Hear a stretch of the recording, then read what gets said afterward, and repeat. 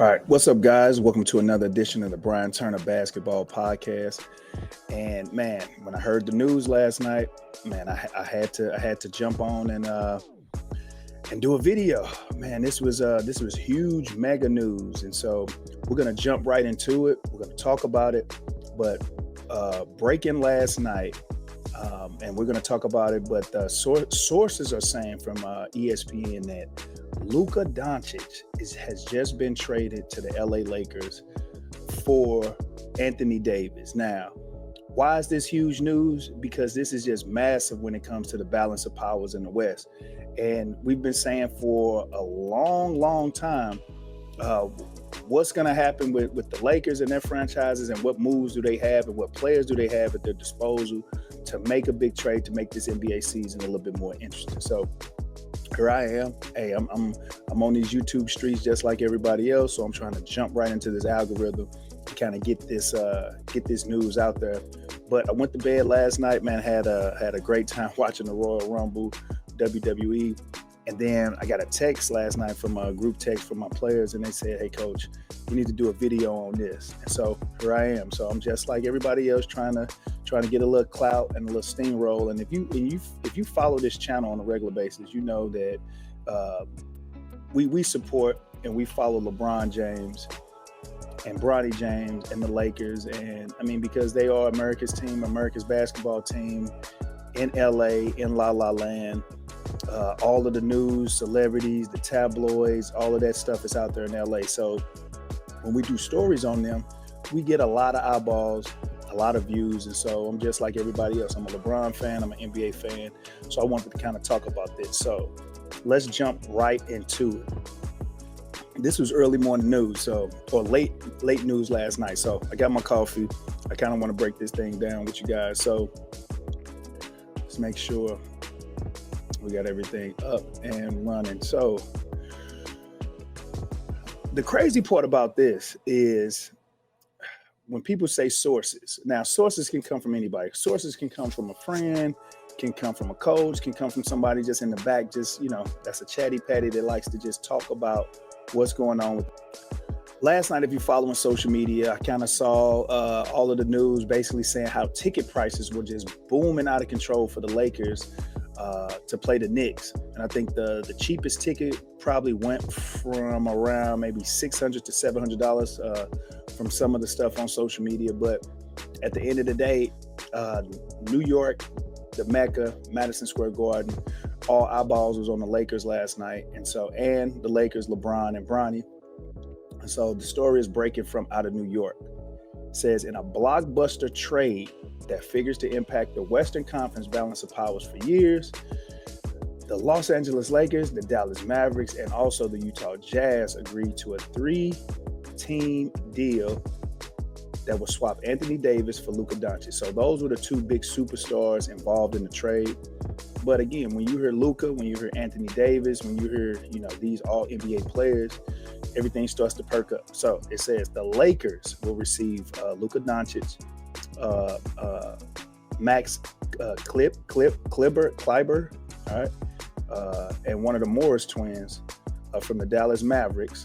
Dallas will receive, all right, Davis, all right, Max Christie, and the Lakers' 2029 first-round draft pick. So they had to involve another team in this trade to make things happen, to make things work. And again, you won't see the ramifications of this for years to come, because we don't know who that 2029 first round draft pick could be. And then you also don't know what type of players these other guys will obviously, turn into. The Jazz will receive Jalen Hood, the LA Clippers 2025 second round draft pick, and the Dallas Mavericks will receive and the Dallas Mavericks 2021 second round selection. So again, this is coming from the general manager of the Dallas Mavericks. They're saying that, hey, they think that defense is going to win them a championship this year. And, I'm a coach. Defense does win championship. Offense puts butts in the seats. And so the trade talks, they say, initially surrounded around, Luka Doncic weight issues. That had been a problem, I guess, for the organization, because they said, hey, this guy is, he doesn't want to take his weight serious, and I think the habits, his workout habits. And so when you look at someone like a Luka Doncic, in some people's eyes, kind of reminds you of someone like a Larry Bird, who was just a hard-nosed player, didn't have an extreme, sophisticated workout regimen. The guy was just a hooper. He had that old man strength, you know what I'm saying? And so they think Luka may think to himself that, hey, he has that same type of je ne sais quoi, that he can kind of get it done. He can kind of, just hoop, drink beers after the game, eat whatever, and just ball out. But what happens when people think like that? They get injured. Then it's harder to bounce back from an injury if you had a messy, diet habits. One thing for me, when I ruptured my Achilles, the first thing that came to my mind was that, okay, I'm not going to be active for about 6 months. So if I'm not active for 6 months, what will I be doing? And a lot of people, they don't look at life like that they can pick up pounds. Some people think that they're going to stay their same size, their whole life. It has a lot to do with genetics, has a lot to do with, what you're putting in your body. And so for me, first thing I said is that, look, I got to make sure that I take these next 7 months, 8 months very, very serious. So I decided not to eat meat. I decided to make sure that, I drank a lot of water.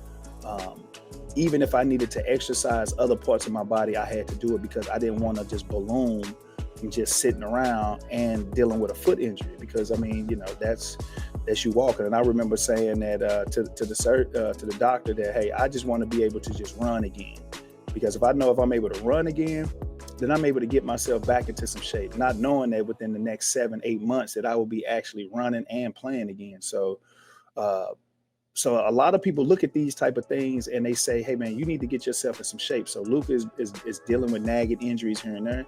And if he's not taking his diet serious, then that can kind of be an issue. Now, on the flip side, we all know Anthony Davis, he has a lot of injury issues. And, he struggles with playing full seasons. All right, so it says the Lakers front office ownership group, coaching staffs, were all in the line of the deal. So basically, whether or not, and the sources haven't came out and said this, but that they consult LeBron James on this. LeBron is, obviously doing 1 year, probably wants to retire as a Laker. Who knows? He might retire as a Cleveland Cavalier. But at the same time, Bronny James is over there for the next 2 to 3 years. And you have to look at, hey, why come they didn't consult with LeBron on a situation like this? Where it says that Lakers superstar LeBron James learned of the trade when it broke while he was out with dinner with his family after Saturday's win against the Knicks. Okay, so James was surprised by the news, all right, and was processing it and had no idea it was in the works. I truly doubt that. All right, so do you think LeBron has something to do with the trade? Do you think he knew what was going to happen right before the trade deadline or the trade announcement of Luka Doncic to the Lakers and Anthony Davis to the Dallas Mavericks? Do you think LeBron has something to do with it? Do you think LeBron even was consulted right before the trade was about to happen to see if he was going to sign off on it? All right, let's talk about it. And let's also talk about the pros and the cons for something like this to happen, and the shift of the Lakers and Dallas, the shift of the powers in the West. Could these guys continue to be contenders, even though Luka and Anthony Davis haven't played in a while? What's going to happen with these two organizations? And what's going to happen with these guys' futures after they have a massive trade like that? Because a lot of people don't understand. This can affect a lot of people's psyche, can affect a lot of people's will to continue to do things that they say that they're going to do in order to be great players. But again, we won't know. We won't know until maybe next year. We won't know until the end of the season. We won't know until these guys re-up or don't re-up for these massive contracts. So I kind of want to talk about some of the pros and the cons for both organizations in this trade. So for one, we all know that Luka is a generational talent. I mean, when this guy is on, probably one of the top 5 players in the NBA. I mean, highlight after highlight, and selling jerseys. Man, one of the top jersey sellers. Kids all over want to play like Luka. I'm a kind of a fan of Luka. I just don't like all of the antics that come with his game. I mean, all of the whining, all of the crying, all of the flopping. I mean, you can argue that a lot of these rule changes was in favor of players because they see his behavior on the court, doing some of the things he's doing when he's always constantly complaining to the referees about how the game is played or how he's played. Again, an elite offensive player, I mean, can shoot, can post up, can fade away. I mean, can just bang guys around and get bucket all type of ways. He's young, but the problem is he durable? You know, he hasn't played since the I think Christmas.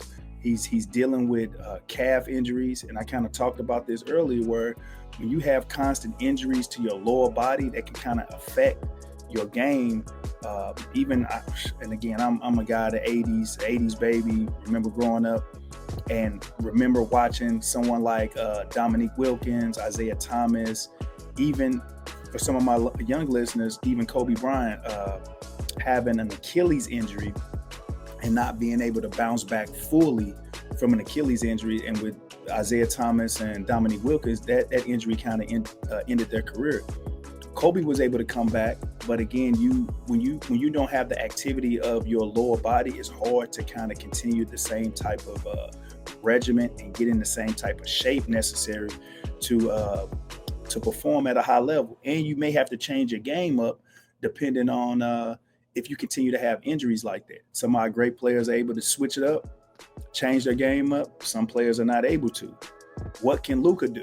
Like I said, we haven't seen him play since Christmas. Is his game going to change? Is his game going to evolve? From just this report said that the Dallas organization was frustrated with him not being fully committed to getting in shape. We've heard that before from people like that, James Harden in Houston, and these guys getting paid this massive amount of money that they can't get in shape. But on the flip side, you look at someone like LeBron James, who spends almost $1 million just on working out in his body. And these guys don't have that same type of drive that you see great players have. All right. And also, is Luka a better fit for LeBron James? That's one thing that a lot of people haven't been talking about. LeBron's biggest knock is that he's not clutch. He's not the type of player that's going to take that last second shot. Luka will. Luka can relieve a lot of the pressure off of LeBron James.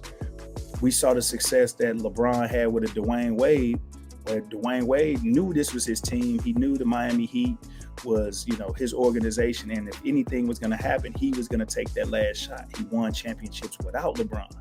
So now what does Luka do?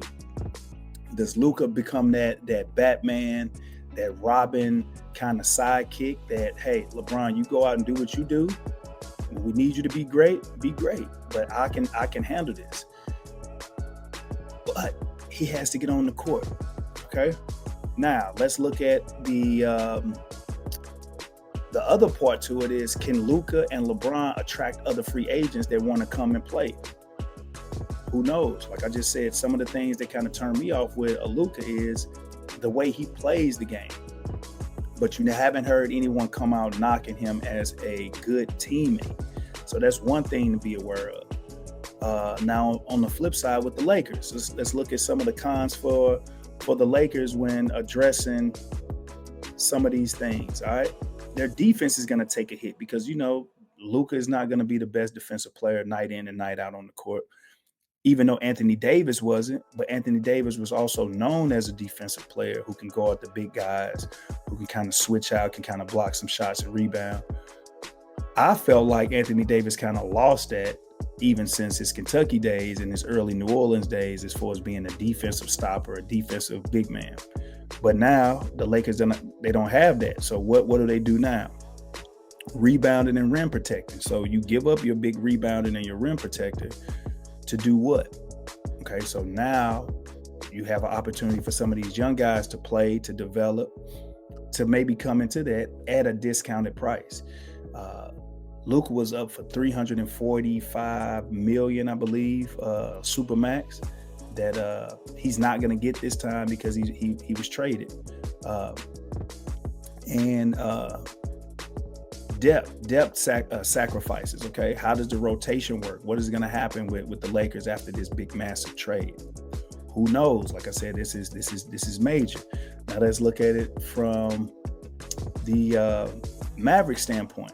Okay, the Mavericks, and even just in this article, they talked about how this was going to be beneficial to them because they viewed this as an upgrade to their defense. Okay, they think that Anthony Davis brings an edge to their defense that, you know, that they feel like it can take it to the next level. All right. Some of the other things is a more balanced roster for Dallas now that they have Anthony Davis. Okay. But again, will Dallas build around Kyrie? Will Dallas build around Anthony Davis? Will Dallas attract a lot of new free agents that want to come and play with them? Because again, you got to see how it works. The crazy thing about all of this is that these guys haven't been on the court. That's the huge thing. And I think both organizations are very, very frustrated with is that these guys haven't even been on the court in for Anthony Davis, like the last 2 games, but for Luka since Christmas. You know, we won't know what we have until these guys get out there.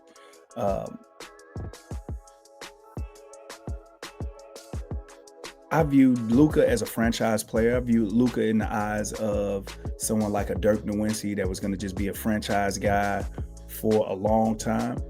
Is Mark Cuban frustrated? Is he on his way out of maybe trying to sell the organization to say, hey, I'm through with this? Luka, hey, we're going to ship you away. We're going to rebuild. We're going to see what we have, try to make a run at this right now.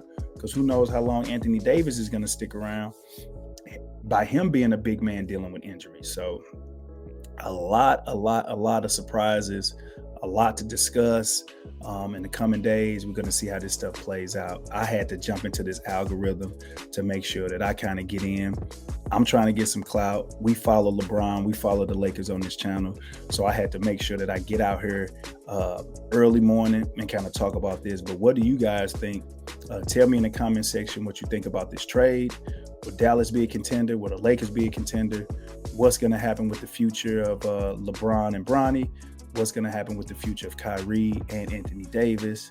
But let me know. Thanks for tuning in. I'll catch you on the next video.